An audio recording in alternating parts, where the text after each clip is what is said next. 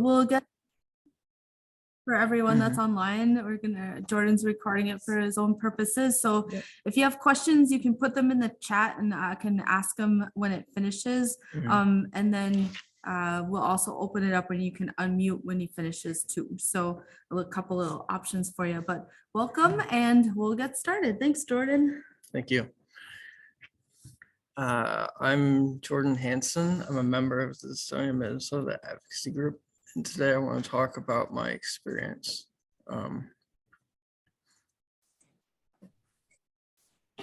I'm sitting in the doctor's office with a neurologist sitting across from me typing into an iPad.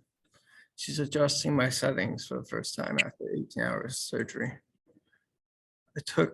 I looked down at my hand, which just stopped tremoring. Even though it wasn't under my control, I regained my life to the deep brain stimulation, although this shouldn't be the last treatment for dystonia. I will have to roll the clock back a decade to start the beginning of my journey. This is me at 5, but the symptoms started when I was age 9. I couldn't find a picture. Idiopathic, relating or denoting to any disease or condition which arises spontaneously or for which the cause is unknown. So then what is my diagnosis? It's generalized dystonia, movement disorder where I have abnormal posturing of muscles all over my body. Initially, my diagnosis was a tremor, then focal, then segmental dystonia as a teenager. And when I was able to see a movement disorder. I'm sure many of you probably have a similar story. Life has brought me to some strange places, but being awake for 18 hours of brain surgery has to be the strangest. The surgery was pretty straightforward. I had placements of electrode leads deep in my brain, specifically the globus pallidus of the basal ganglia, connecting them to a battery pack neurostimulator in my chest just under my skin. The recovery, it took me around a year to recover from this. I had to take a year's leave of absence from university and just to heal from the surgery, also to adjust programming settings accordingly.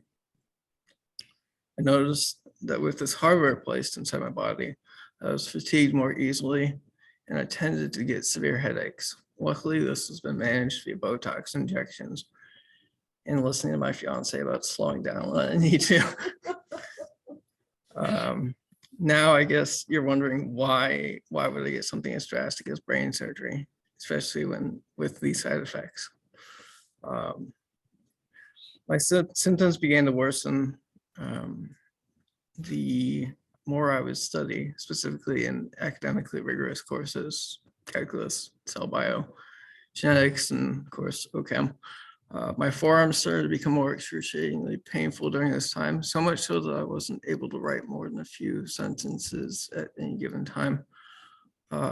So I'd taken medication, injections to no avail. Some of these had little effect, such as levodopa. Others had worked a bit too well. Traxavanadel left me with minimal short-term memory, and Botox injections in my forearms stopped all functionality of my arms for around 4 months. I recognized that I was not able to continue to fulfill my goal of researching the physiological underpinnings of movement disorders and try to find viable treatments. Without this surgery, I would not have been able to continue work required to obtain my degree in neuroscience and eventual research in gene therapy. This leads me into my last point. Now I want to talk about the necessity to advance gene therapy. As I discussed with my physicians, there's a new wave of medicine coming. I cannot say for certain when targeted gene therapy will be available, or for that matter, widely used, but in small ways, it's already being implemented. Published in journal Science back in 2021, 6 patients received CRISPR-Cas9 injections into their eyes to aid for blindness. One patient pictured here, Carlene, is now able to score significantly higher on visual acuity tests and navigate obstacle courses in dim light, where before treatment, she wasn't able to get through it even in bright light. Her story is one of ever marching progress in the future of medicine towards a cure for genetic diseases. But this brings us back to my diagnosis, including many of you, idiopathic, relating to or denoting any disease or condition which arises spontaneously or for which the cause is unknown. Now, where does this leave us? This is where organizations such as the Dystonia Medical Research Foundation come in by funding research and outreach.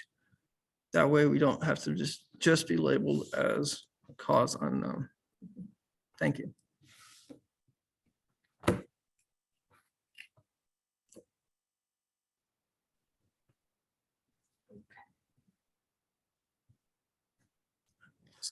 Okay.